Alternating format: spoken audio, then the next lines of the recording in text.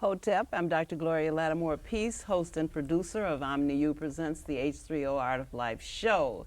And I'm already having a good time because I have some very lively guests in the studio, and I want to introduce them to you before I ambush at least one of them.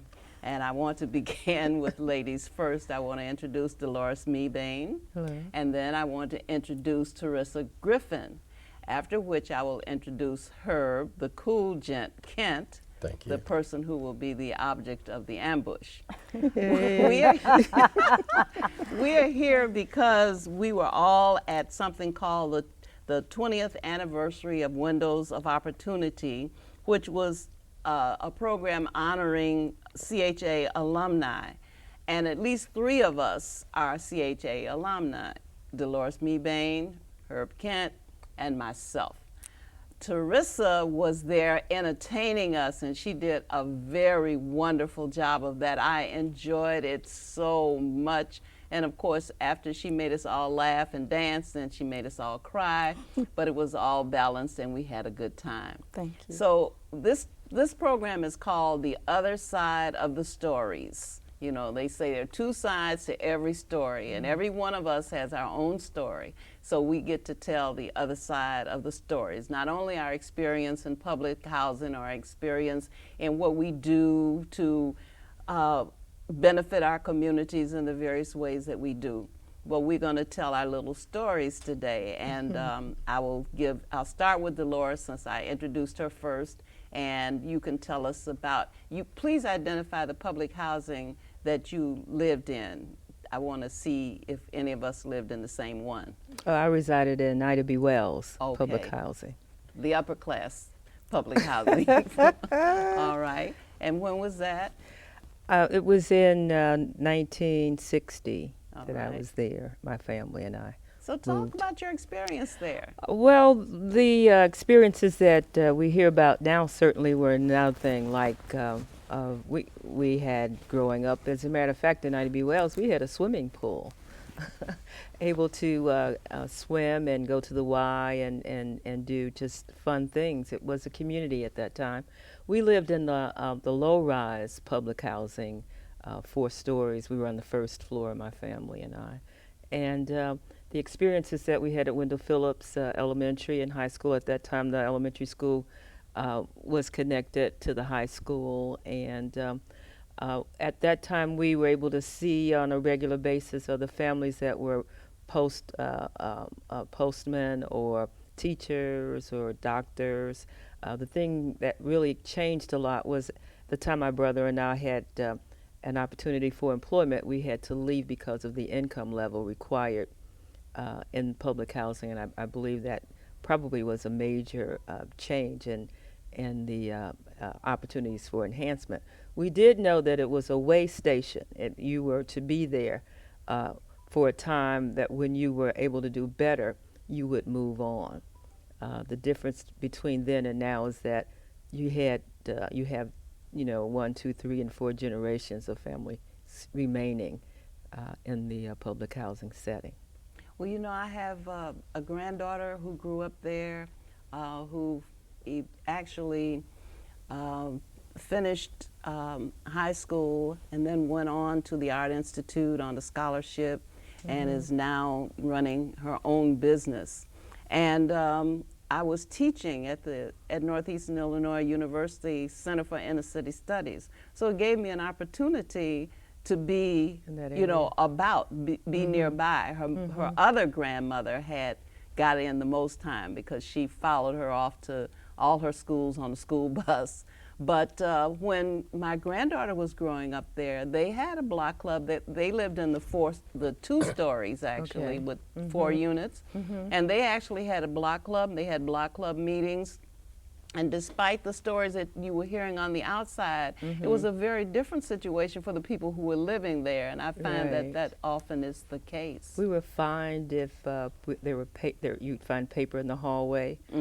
You had to clean the hallways weekly, and you would be fined if you were found not taking care of the property properly. Well, we all experienced that. I have to stay with the CHA alumni, so I'm going to get Go out right of sync ahead. right here, Terisa. I have to go to Herb, the cool gent Kent, to find out which one of the public housing projects you lived in. I lived in Ida B. Wells. You were also in the upper class public housing project. Yes, I did that. Perhaps one of the first folks to move in there. It had to be 19. Please don't laugh, Teresa. 1940. There she goes. Okay. Maybe 1944, something like that. That's when you started in radio in 1945. 1944. Now let's get the dates right. Okay, well maybe it was 19. Well, see, Bag it up. no, that had nothing to do with living in Ida B. Wells. I lived at 37th and Giles, where this big school is. When I was, I moved over there when I was 15 years old Okay. to the projects. So it was 1943. So yeah, it Okay. was a little earlier than that. And I lived in one of the 4-unit. You know, I lived on the first floor. And incidentally, the first manager of Ida B. Wells was Oscar Brown's father. Really? Mr. Oscar Brown. Brown Sr. He was the first manager there. And it was very good. You know, folks had nice homes. They had fairly nice cars, and it was manicured. It was what they wanted it to be at that time. A lot of us really feel that they always knew that it was going to deteriorate down. That they from weren't time going to into- maintain it. It wasn't going to stay that way. But it was really nice, and I'm an only child. I lived there with my mother. We paid $52 a month, and I graduated. Don't laugh, Teresa. I'm not gonna laugh. I graduated in a second-hand suit. It cost me 50 cents, but Why would I But you laugh? graduated, which is what counts. it Right. is. Right. It is. It is. I worked for a while. Then my last semester, I didn't work. I studied and got out of there. Well, you know, I lived in 2 public housing projects. I lived in Ogden Courts, which was on Ogden Avenue, very near Mount Sinai Hospital. And then I lived in Rockwell Gardens, which was on Jackson near Western. And the interesting thing I think about it is that I had been on a waiting list for the longest time because my husband worked at the post office and his income was too high. And we couldn't get in public housing, at least any available public housing. And so finally, after badgering those people for forever, we finally got the call that we were going to be given a unit. And we were so happy because we had a large family, and now the boys could have their own bedroom, the girls could have their own bedroom, and it just was going to be a wonderful thing. And then, of course, after we lived at Ogden Courts for a while, then they built the Rockwell Gardens, and we didn't ask, but they transferred us over to the Rockwell Gardens and gave us an even larger unit. So we considered it a privilege to be able to live in public housing and not in slum housing, which was pretty much what was available to black people who were not of means. You know, you wound up living in some fire hazard somewhere if you had a large family. This doesn't go for you, Herb, because you're an only child, and we can tell that because you're so spoiled. All right. We're roasting. We're Okay. roasting. So, but I had a large family, and so to be able to find housing that was safe and secure and all of that we considered it to be a great blessing. But what do you think happened? I don't interrupt your train of thought. Go ahead. It started off as just the most wonderful thing that could ever happen, and you had to stand in line to get in the project. And the end result of it was that they became drug havens, roaches, rats, and just all that. What happened? You know, I can't account When for did it that, but I break can down? tell you that when I lived there, I was very, very active. And I think that I think we all were. to maintain a community, any community, you have to be vigilant and you have to be active, particularly communities that are exploited communities that have businesses run by people who don't live in the community as often ours are. And also people, communities where the schools may be substandard. You have a lot of strikes against you. So if you're going to live, if you're going to be not upper class and you're going to be black, then you're going to be vigilant about the environment in which you raise your children. So that means that you're going to have to be at the school. You're going to have some kind of community organization, whether it's a block club or something in your church, but you're going to have to call the elected public officials. You have to hold them responsible. You have to make them come and tell you what they're going to do if you vote for them. You have to call up Streets and Sand and make them fix potholes. You have to get the people out to cut down the trees. You have to be vigilant and you have to be active. And I think at some point that stopped happening, and I can't exactly tell you why, but you know about Marion Stamps, right? The late Marion and Nzinga Stamps. Oh, the powerhouse in Cabrini Green. Right. Oh, Marion. The activist, yeah. Absolutely. Marion Stamps she was on everybody's nerves because she had a lot of children too. And she wanted opportunities and she wanted an environment for her children. So even though gangs were beginning to form, Marion actually had a liaison, a means of communicating with the gangs, and they respected her. Something happened, and I don't know what it was, but I know that if you're going to live in a black community, if you're not going to be wealthy enough to have a gated community with a security guard sitting at the door, you better pay attention to what goes on.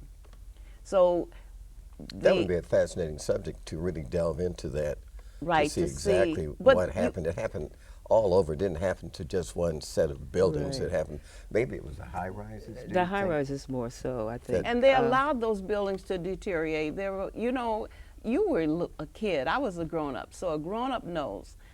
I knew that when I called for something to be repaired, I knew that I got on a waiting list. I also knew that there was a fee. I also knew that much of what we were dealing with was substandard and easily broken or easily damaged.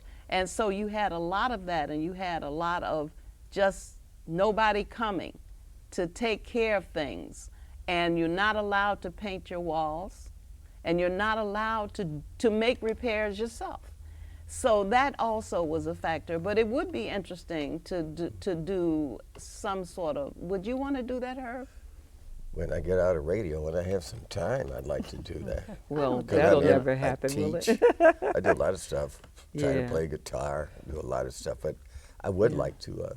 You would like to investigate that further? Because I think, well, the parents and the grandparents became younger and younger, and... Well, before I go to Terisa, I'm going to tell you that one place you can find some of those answers is at Northeastern Illinois University.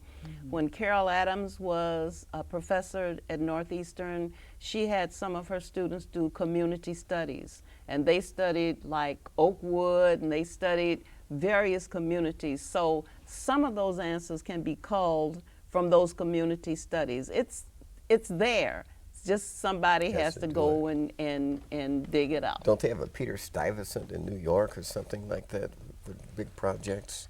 I don't know. They do. And what they're doing with a lot of them, they're rehabbing a lot of them. I've done some broadcast at some rehabbed Public housing? And they've done a good job, but they usually, now what they're doing, they're putting elderly people in there.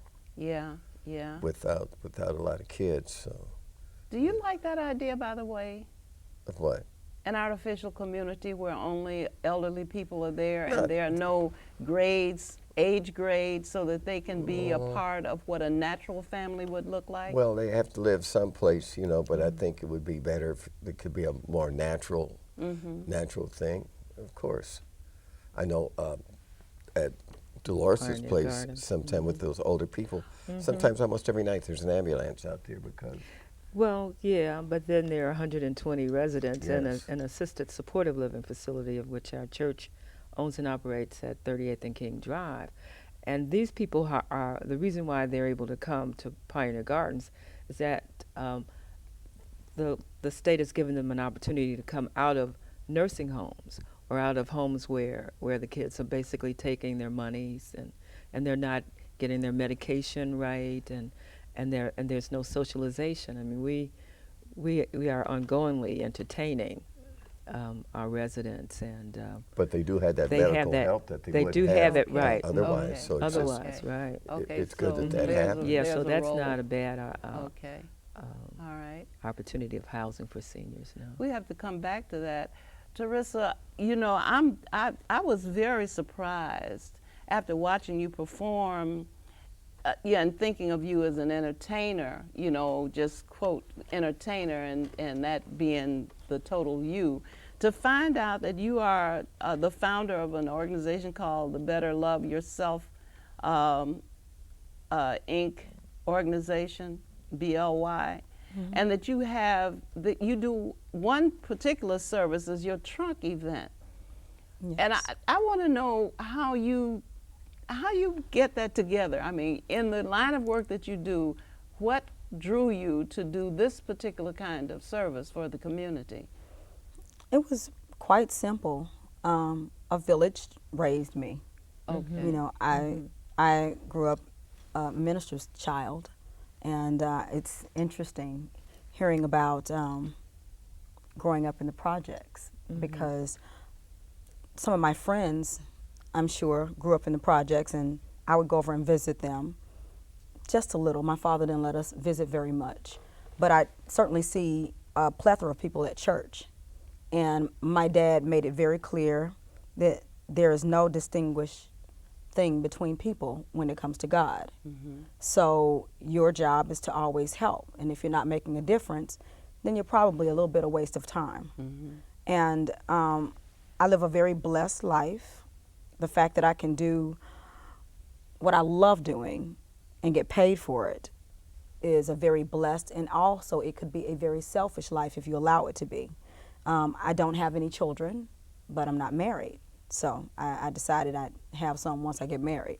Then now I think I'm at an age where I'm gonna leave it alone. So She needs to hurry up. you better hurry up and leave it alone. But at the end of the day, in the South we have this thing, because I grew up in the South. Don't you say a word, Herb. I grew up in Louisiana, and don't start. And my dad had a motherboard at the church, and then there was a deacon board, and then there's the assistant pastor. And here I found that the breakdown varies from church to church, but back in the day, the breakdown was that. And the mothers in the church put together a Foot Locker. I still have it. It's gold. It's tarnished now, but I still have it. And inside of it, they put all of these things that I never dreamt I would need to go off to college. Neither of my parents had gone to college. And while I grew up very privileged, once I've lived a little, I'm probably spoiled. But at the end, I have three female siblings, and I have an older brother, and he's much older, probably Herb's age. But anyway, so, because my dad was older, I told Herb that. So when those mothers put together this Foot Locker, I went to school, and I had a roommate who I noticed You went to college? Northeast Louisiana University, and I pledged Zeta Phi Beta. So while I was in college, I had a roommate that came in, and I noticed that she didn't have all of the stuff that I had. No one had given her these things. And she came in very depressed. And I said, let's go to Walmart, and that way we could have matching comforters and stuff of that nature. And I wanted her spirit to be lifted a bit, because I noticed that her comforter, her pillow, was probably what she had laid on for the last 4 years of her, prior to coming to school. And she didn't have a lamp. She didn't have fresh towels. You can tell her parents sent her with what they had, but it wasn't a fresh start. So I happened to meet kids here, and for some reason they are drawn to me, and they'll tell me all of their business. I was helping girls go off to prom, and they would get off to school and they start emailing me about the stuff that they needed. I said, my accountant always jokes and says, you need some kids because you keep giving away all your money to other folks' kids. So I said, you know what? Let's figure out what I can do. And she and my attorney suggested a not-for-profit. My last album had a song on it called Better Love Yourself. And just from dealing with kids and their self-esteem, I felt like my lowest part of my self-esteem probably happened in my transition from home off to college, where I probably felt the most out of place. I left all my friends, I'm in a different place and I have to grow up. And then what if I didn't have that Foot Locker with all of that nice stuff? And what if my parents weren't able to help me? Then I'd be in a fix. And I would walk into it with low self-esteem, much like the roommate that I had. And I just didn't want another kid to go into the same situation where the girls would call and say, I got to do something because, I need X, Y, Z, and something could mean something awful. Mm-hmm. Mm-hmm. And for what they were asking for, something didn't need to mean something awful. Mm-hmm. So when I say we, my fans and I, because I have some pretty diehard fans, we decided to do some things that would be nice. And they chip in. I'm talking about people who have everyday jobs. They do extraordinary things. They show up and they show out. They bring comforters. They find money. They do all these really wonderful things that's scary because people have given up, on our kids. And they say they don't do anything. They're not worth anything. A lot of people have said that for so long. I think they started to believe it. And my thing is that, well, the only way that I'm going to make the change that everyone thinks Obama was saying that he was going to change the world is that we individually do it, And I have a whole new appreciation moving to Chicago from Louisiana about CHA housing and everything else. I mean, to me, when the kids talk to me about living in the projects, I just started crying because I realized how blessed I really was to have both of my parents raise us. And the core of it to me seemed that nobody was raising them. So how can we expect for public housing to be absolutely wonderful when nobody's raising the children? If I didn't show up, my neighbor told my mom and I got a whipping. But now, if you tell a parent your child didn't do such and such, they subject to cuss you out. It's not that village raising them anymore, and maybe the mom's too tired when she gets home. So it's a difference. It's such a big difference. The pride inside of us has changed. And I'd like to give that pride back. If I could possibly do a small thing, it would be to give that pride and positive self-esteem back. Did you notice your voice behind as you were speaking? I did. I was trying to talk about it. All right. And I just wanted you to know that CD is not leaving here with you. No, ma'am. I'm okay. So, I'm pretty sure that since we have the cool gent on the show, that he must already have it. Well, she has a remarkable voice. She can sing songs that people have never seen her, don't even know her, and she'll make you cry. She is absolutely the most remarkable vocalist I've seen in a long time. She knows how to do it. Hmm? What I You're gonna make me cry. Well, Well, it's the let me truth. help you cry. What I found so remarkable about her is that she was singing all these standards, and she sounded like the originator of every single one, no matter who it was. When she sang it, it sounded as though the person who made the record in the first place was on the stage. She's multifaceted. She is. She just morphs into these people right before your eyes, and she has so much energy. I was tired when she finished singing because I was moving with her and she was all over. I was so happy to have been introduced to your music because people have been sending me emails and telling me all these places I need to go and see you, but I don't like to go out at night alone.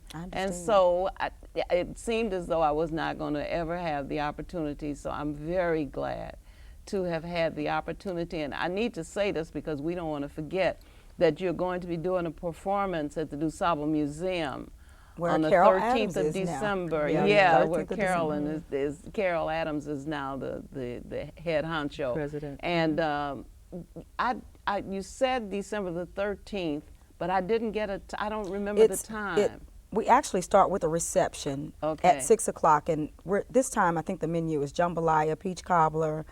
I know there are free martinis. Is it jambalaya and jerk chicken salad? And yeah, the free martinis. And then the show starts at 7. So Okay. people come in, they eat, they drink, and this is the Okay. most affordable ticket. You can't tell the price. I though. can't tell the price, and I can Right. only say that this is the most affordable ticket. So they'll just For have to go to my performance. website. Oh yes, Right. for performance and food. Okay, absolutely. Now, if I can just get a date, And I don't drinks. guess you're available, are you, Herb? You spoken for? I don't know. I had to look and let you know. Oh, you I'm know just we'll not get you sure. there in bed. We'll get I you there really in bed. want to come. We're like- gonna I'd get like you I to there. really in bed. want to come. I have to ask you some questions because actually, I said I was going to ambush you, but I really don't mean to. I just want to say that I love what Deloris Eubanks does too. She's remarkable. Okay. I don't want us to get out here before I We're say not, that. because we got to spend the rest of the time talking about seniors, because I am That's one, remarkable job and you with used that. to be one. But at some point, That's really getting older when you grow out of being a senior. you do. You know, they, just what young, is it? The forever young. second childhood, or the what do they call that stage where you're no longer a senior? But you are very alert, so you haven't reached that stage He's more actually. alert than some But- young people. Yes, Herb, it I is. do have some questions that comes from your book, The Cool Gent, that I guess David Smallwood could take the heat for anything that I my co-writer. that I would say. But you know, you've got this sweet soul music you must have on a desert island. You know, and so you had these you know, had this list and you grouped it off and everything. And then I noticed that under writers, you did not have Isaac Hayes, yet you had him with the classic album. How is he not one of the writers that you identify on the one page, and then you go to the next page, and there he is? Well, sometimes that's done in the editing. Okay. Depending, these things are proofread, and then as a writer, I can make mistakes too. The way we Okay. wrote this book, I dictated it. Okay, you made I the get it. same I get it. mistake with the Okay. Dells as the singing groups. You know, they're not with your group of singing groups, but they're in your classic album. So now they either belong with the hand-picked singing groups, or they don't belong in the classic Well, they albums. do belong. They do belong there. They're They great. do belong there. How do you give honorable mention to Shaka Khan, Jackie Wilson, Minnie Riperton, the Ohio Players, and Isaac Hayes? How can you give them honorable mention? Herb, you Because didn't. they were David good. Smallwood did that. No, not necessarily. Okay, well then tell me why When they you say got honorable mention. Yeah. They were all great. There's no two ways about it. But there's so many artists. Okay. In the 70s, there was the explosion of R&B, just a total explosion in the Okay. 70s. All those artists are 70s artists, basically, and there are more. We just couldn't get them all in. It's just Okay. a microcosm of the whole thing. It's Okay. the music thing is just so large, Okay. and I've met so many of them. Okay. You know, those just came to mind. Those just Okay. came to ask me tomorrow. I'll give you another group. I will But come they're down all- to they're all great. V103 and I will bring Terisa and we will pick it. Sure, You ready for us to pick it? sure. I'm looking at the fact that you mentioned Al Benson. Of course, I knew him, and Jack L. Cooper. And maybe it's, you know, maybe I shouldn't expect you to have remembered Bill King or George Green, but you were at WBEE. Were you there before them? I was there before them. I was at WBEE the first day they opened up. Oh, okay. So I had left and moved on. As a matter of fact, they lured me. What, as Teresa would say, what had happened was. What had happened was this. was this. We had a strike, Okay. and I was their leading DJ. And the way they broke the strike, they had a larger station in Chicago hire me. Okay. So when they hired me, I left. I struck with them. Okay. But when they hired me, I left to go to work at this other station. Okay. And that's when these other gentlemen came in that broke the strike Okay. when I left. And I went to WHFC, and I made what they used to say, a big noise there. Okay. Everybody just listened. Leonard Chess heard it, and he bought that station for the paltry sum of $1 million. They threw in the FM. It became the biggest R&B station in the world, and the FM station, you couldn't touch it today, I guess, for $400 million. It's WLUP.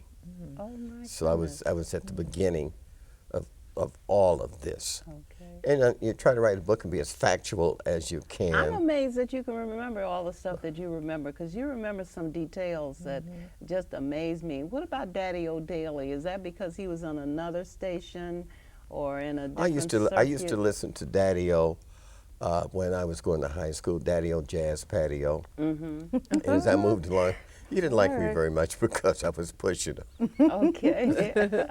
But it's very competitive, and I really tried to be his friend, but I was one hot disc jockey back then. Okay. And McKee Fitzhugh. Keith Fitzhugh was another nice gentleman that worked at WVON. He was a jazz master. He had McKee Fitzhugh's Jazz Club. And Battle of the Bands down at the Parkway Ballroom. Yeah, all of that. Al Benson was into some of that too. Red Sanders Band. There's one guy that still has a band. You ought to know who I'm talking about. He had 6 bands at one time. Who's this guy? You can still hire him. It's a big. Oh, you're talking about the Gentleman of Leisure? No, I What just kind of can't. band? Not Morris. Yeah, Morris Ellis. Ellis. Yeah, He had 6 wow. bands. yeah. He made a lot of money on a Saturday night. He had them all working. Jimmy Ellis Okay. played with Pearl Bailey, and that was Wow. a very talented family. Yeah, as a matter of fact. those were the days, and you know that Parkway Ballroom has been brought back immaculately, almost like it was. The only thing they didn't put back was that bar in the back, but they do have a club back there, and NBC gave this party, and I was there. And it's a nice club right behind the Parkway Ballroom. It's a Really? beautiful, beautiful place. Okay, is it open to the public? No, you rent it. rental. You rent Have you it. been there? Oh, yeah. It's nice. It's Okay. really It's nice. really nice. Okay, Yeah. well, that's someplace I have to go if I can get somebody to take me out at when, night. you know, when you write a book, I went through so many things, so many artists, so many singers. You just can't get them all in. So you do this and you do that, little bit of this, a little bit of that. If you ask me what my favorite song was, I'd tell you one thing today. Tomorrow, I'll tell you a different one. Well, It's you could just have that asked many. us. You know, you could have took a poll among your listeners and said, you know, I'm getting ready to do this chapter, Yes. and about the songs that you need on a desert But see, I island. didn't know you then. Okay, Otherwise, I well, would when have done that. you're gonna write the sequel. I probably will. Okay, I I probably can't will. remember You got this. me interested in trying to write something about what really happened to the projects. They went from sugar to vinegar, so to speak. Okay. I would need to ask you about the 6 #1 hits that Louis Jordan had, because I can't remember them. I hardly remember him I either. remember Caledonia. Caledonia, Don't Let the Sun Catch You Crying. Rag Mop, Okay, and I'm done. you're done. Okay, all right. So you began your radio career in 1944. I was but living in Ida B. Wells. you didn't get paid though, did you? For that Not first? really. I was living in Ida B. Wells. I made my own radios.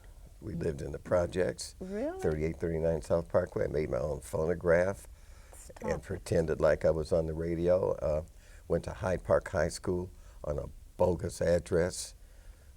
That's the only way I could do it. Glad See, to I get wanted out. to go to Wendell Phillips, but my But your mother, parents wanted you Wanted to my you go. mother to said, Ohio. "No, you can't go with all those black people over there because that's not the kind of school I want you in. I want you in this white school." And I cried all night long. Oh, I cried because I wanted to go into Wendell Phillips. Right.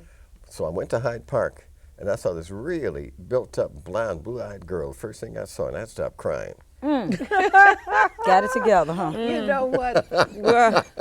I was sent to Inglewood under the same circumstances, and the way you get out of it is when they take the poll and they ask you for your address, you just give it to them. He knew better than that. Well, And then they just send we you had- on to the school where you belong, We and knew then the you people get to that be lived with your at friends. 5035 Maryland. I used that address, and I found out a lot of other black kids use that address to Yeah, go they to had a lot of kids living at go that to address. Hyde Park High School, and that's where I got into radio. But I'm glad I didn't go to Inglewood, see, because I went to DuSable. It's and a I great went school. to, Tim Black went to DuSable.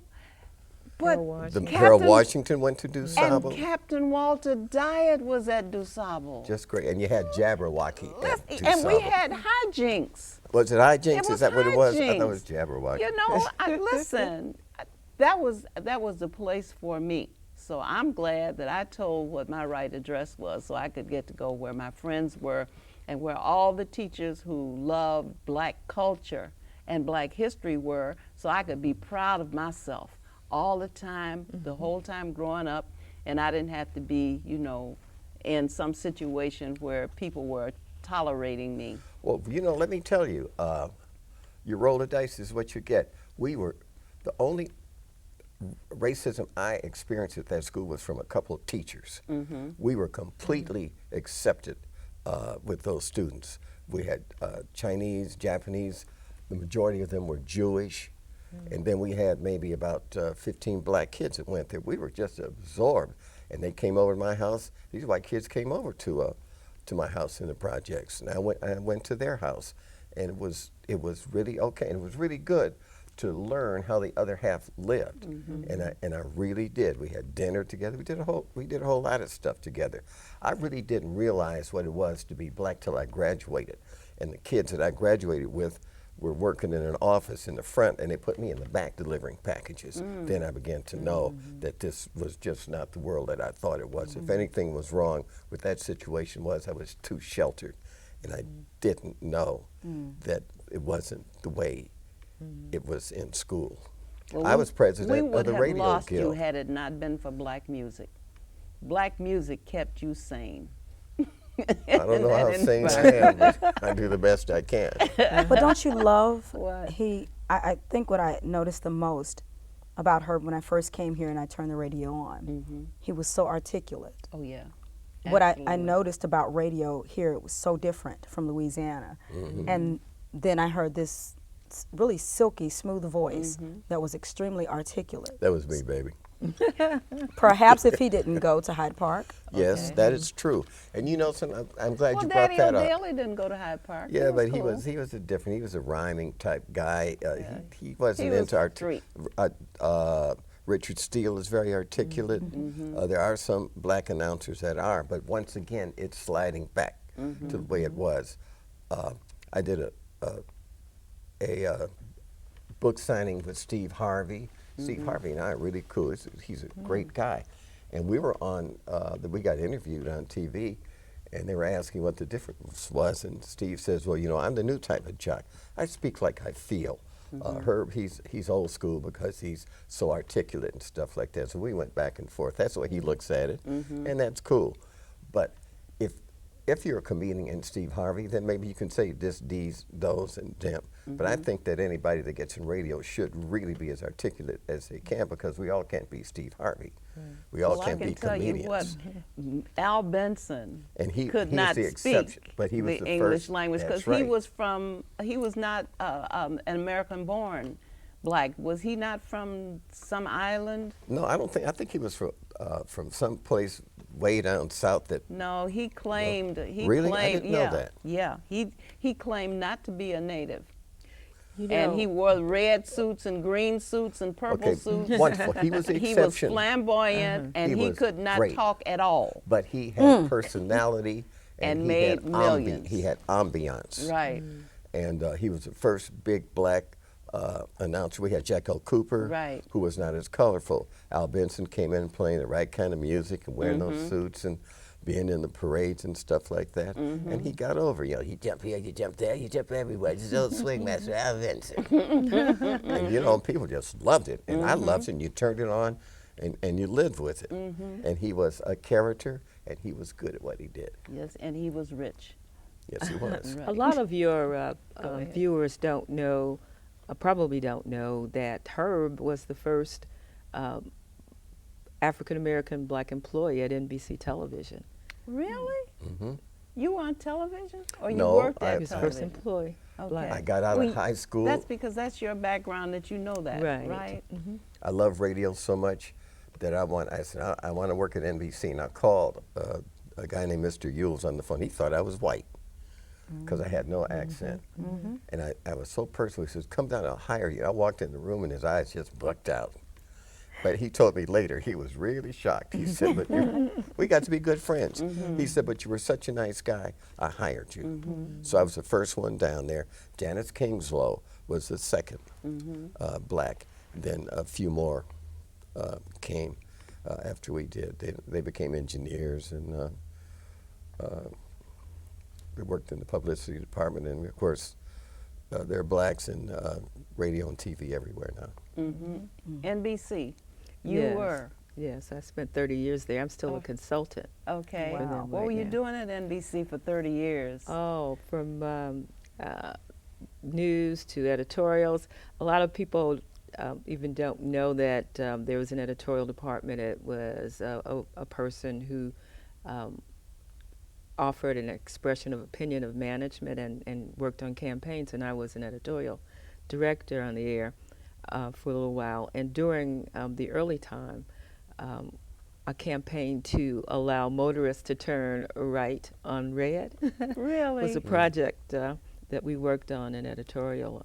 Their programming, broadcast standards. Of course, there was a time when you couldn't swear or curse on television, and so there was a department to make sure that programming was proper at that time. And then there was community affairs.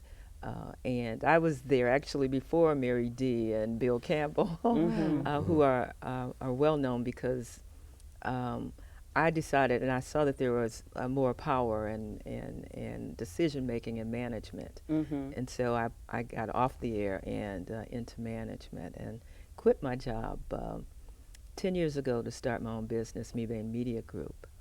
And what does MeBain Media Group do? Marketing, special events, and public affairs. Okay. Yes. And when you're not doing marketing special affairs, you're working with your church. And I'm we working can with get my right church. back to this senior housing that your church owns on King Drive. Yes, my church in Ida B. Wells, my church was directly across the street, and it was a safe haven for us to not be engaged in antisocial activities. And I grew up with the pastor's son. The senior pastor passed away. Before he passed, Is that Isabel Joseph Johnson? yes, Isabel. You know what they did? I Let know me. about Isabel Joseph. That I is worked with correct. her, and I kept her in the game, but that's another story. Yeah, that's a You know whole what story. she did that was so interesting? For those of us that lived in the projects, when they were tearing it down, they brought some bricks over. So I've got a brick from Yes. Ida B. Wells. Really? Yes, Mhm. yes. Oh. And we had a lot of people that lived there, and they came, and they passed out these bricks. Oh. And then you signed them and with your apartment number and all the rest of that. And she has great speech. Do you see that? How Yes, great her she's speech is? I know. articulate. She's articulate. She's very articulate. And I love that. I love that. And she's articulate. Yes. And I'm articulate. Well, we're all articulate. Okay, well, we come on, I think Deloris. Teresa's at the bottom of the heap, though. You know I don't care about that because I'm from Louisiana. You're liable to hear anything. Well, but can she sing? Yes, indeed. Okay. And I I'm love articulate I love when I this lady. sing. Yes, she is. Okay. Continue, Dolores. 'Ause I'm Herb sorry I just accuses interrupted. me I being a had to talk brat. about them bricks. That's right. Herb. Them bricks. Aha. Those I know. My grammar is atrocious. Okay, you just articulate. Okay, go ahead.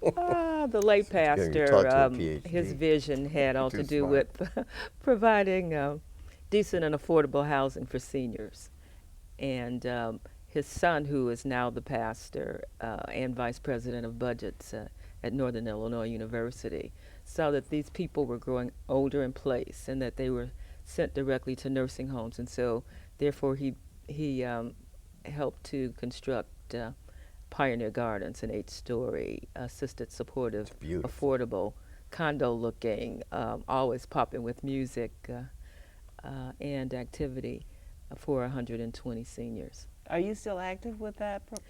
I started off with the building up of it and was the executive director. What really had me almost crying was to have come from public housing across the street, and I'm on the other side in an $11 million building, and I'm looking out the window seeing Ida B. Wells being torn down, in front of me, and that was a sad day for me when they actually got to where I used to live. When that bulldozer hit that building, it was a really sad occasion. But I came up with the name A Miracle on 38th Street because it really is, and in the Bronzeville community, the cost of living is really keeping people out. I actually saw some residents formerly of Ida B. Wells who were, I guess, called squatters, even though their building was vacated and ready to be torn down. It was amazing that they would have even barbecues, on the 4th of July, with really not a place to have it, but they had it outside. Just refused to leave. I would like to work with you on that book. It's just amazing how that would all happen. Well, let us always remember that part of that has to be the influx of drugs. Oh, Because yeah, that's when major. I was living in public housing, that was not a problem. That was not. We organized a recreation program for our young people of all ages, from the toddlers through the high schoolers. And there was a community space in the public housing project that I lived in that you could actually use for those kinds of things. And we hired somebody from the Y to serve as our recreation leader. Our young people were not using drugs, and they were not in gangs. I don't know where these drugs came from, but I lived in public housing until the mid-60s. And drugs, and I'm saying that I was active, and drugs was not the plague that it is now. It's not only a plague in public housing, but it's a plague in private housing, in communities that have single-family residences. They're experiencing this plague of drugs and of course the activity that surrounds the presence of drugs. But you know in the something? community. Couldn't it in part be a part of gentrification? I'm thinking An that's active I'm thinking part that's a of part of it. gentrification? Yeah. When an area is most wanted to be prime property, it has Ida to B. be. Wells is so close to the It's Loop. very Loop close and to the- the Loop. and the So is lake. Cabrini Green. They're prime real estate, and I don't think it's as simple as saying that the people want their neighborhood to turn that way. Absolutely I not. think that influences can be placed there purposely, and it becomes a negative eyesore. It becomes dangerous, and therefore, people start to move out. They're trying to keep someone in there, so the selection process begins to dwindle down. Eventually, it becomes an area that no one wants to live in. I think the big plan of it is gentrification. Well, what was the plan for public housing in the first place? It certainly was not a noble plan. They were That's what a lot of placeholders. people say. Well- A lot of people say this was the whole thing to begin with. If you just sat down and looked at it, you knew where it was going to go. That it just couldn't stay. It just couldn't stay that way. Yeah, it was designed though as a way Designed to station, right? fail. Right. Designed to fail. But that didn't happen because it was designed to fail. But you know, with the explosion of black music, also came the explosion of cocaine and drugs. That all happened then, and that mirrored itself in public housing because you would go there to buy your stuff because you would see about it in the book that I'm writing. All of that came, and that all contributed to the downfall of You mean something. explosion of black music or some other type of music? Well, it was the explosion of R&B music in the Rock and 70s. Rock and roll came there too. people. Yeah, this those- is too long. But those too long a drugs discussion. exploded at the same time. But you know, we had rhythm and blues, and then somebody imposed rock and roll on the top of rhythm and blues. Well, yeah. And the next thing you know, you have some sort of corrupt form of music that now has all kinds of people performing it. But we had rhythm, and there's a book called The Death of Rhythm and Blues. Well, it started in which in the they schools, talk in my about it as opinion. a political. Well, sure, you- Take you music had- out of the schools. How are you going to teach students? If you take live instrumentation, if you take the basic thing that you learn from kindergarten up, they give you a music class. If you take it away, was fun. and it was Music and fun. band. It was a way of expressing yourself, even if you didn't fit in. It was there. If you take it away, you take away creativity, it's still going to explode in some way because you can't stop a child from thinking. And they're going to have to let it out. There's an outlet that comes out. It may not be the positive way that we would have liked, but you know, as a result of you taking something away, something else happened. You can't stop music, it's universal. But what happens is it explodes in a whole nother way, whether it's sampling constantly or it's evolving. gonna evolve. Right. And it also has evolved into something where they don't have to communicate with the next person. So how do you talk about feelings? How do you communicate that? You take all of that away, and we expect to have well-rounded children, and what you get are very angry children who don't know how to socialize, who just act out. And that generation breeds another generation, breeds another generation. How do you expect for it to get better? I mean, it's happening now in sports. You take that away. When you tell kids they got to pay to play sports, when all they probably had was their talent. What do they do with that talent? It's balled up. It's happening in Ohio, Columbus, Ohio. They're closing schools down.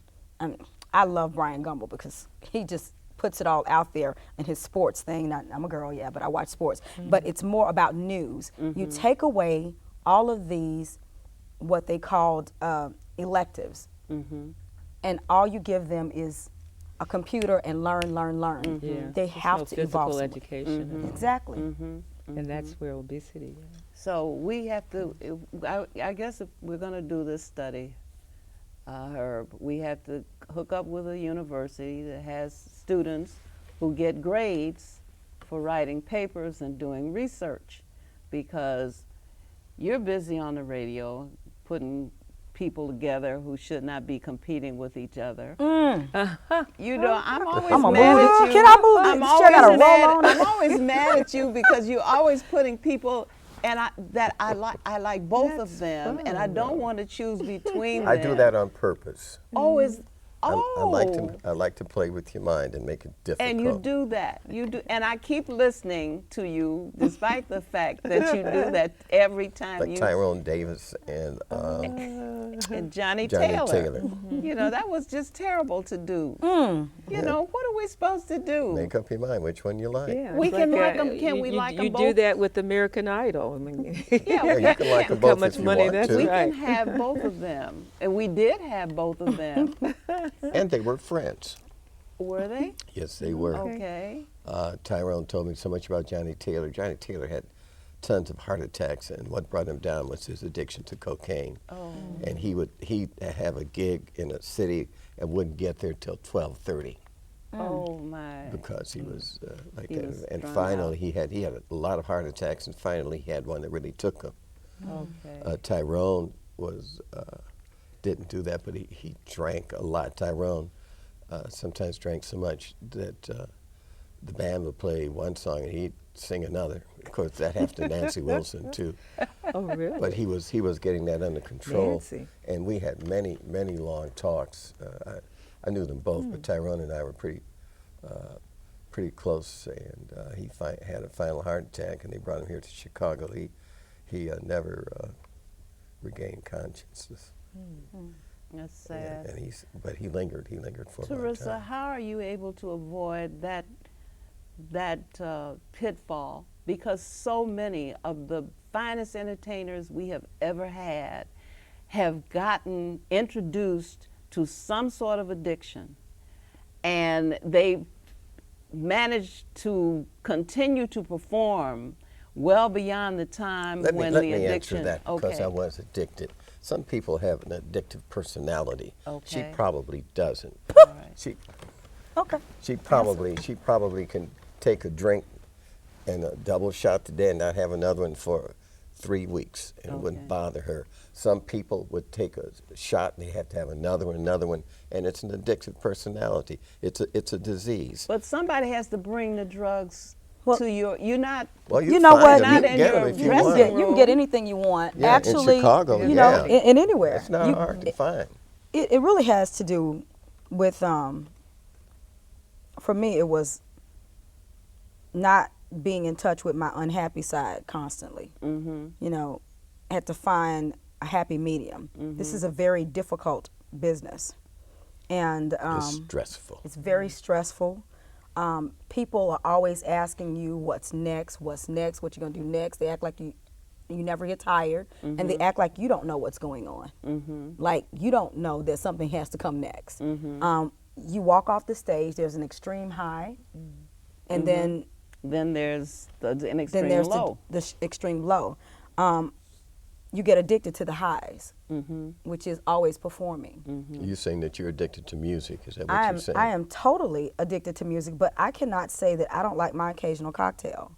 It's just that I'm also you addicted to looking control good. So what I was clear on was with my dad making the decision that he made to leave me here in Jerry Butler's care.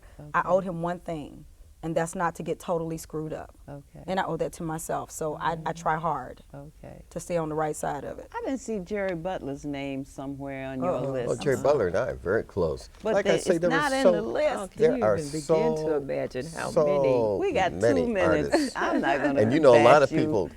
people said you didn't put my name in your book, you know, and I really felt say bad part about two. that. Part I just have to do part 2. You know you have to do part Just- 2. just- You have I to just do can't more than cram that in order everything. to include everybody that he's met over the years. And He needed a gigantic Bible. The next book ought to be called the Cool Gin Bible. Well, you know, yes. Well, he's already consented, so that's good. I have to tell you, because we have like, I don't know, 1 minute or something, Deloris MeBain, I'm so grateful for you to come on the show and just talk to us about your concerns and your experiences. And it's been a pleasure to have you as my guest. And I want to say the same thing to Terisa Griffin. It's been a pleasure to meet you and to know you as a human being and not just as a performer that's on the stage singing well and looking good. Thank you. I'm very happy that you consented to come, and I want to give another plug to your performance on December 13th at the DuSable Museum, 6 o'clock the reception, 7 o'clock the performance. I'm hoping a lot of people will call the DuSable Museum Yes, and please do. find out all the details and show up there. And of course, Herb Ken is going to be escorting me because he didn't say no, and I always take silence for yes. All right. Don't forget the Guinness Book of Records that I went into. Oh yes, they said, and because you've been the longest performing Yeah. radio personality. In the universe. Yeah, we That's give you great. applause. Yay. And we're gonna roast you on Saturday, aren't we? Yeah, at the South Shore Country South Club. Shore This Country is, Club. this is the pre-roast. I just dropped it. This Don't is, worry about this it. is the poor people's roast, because some of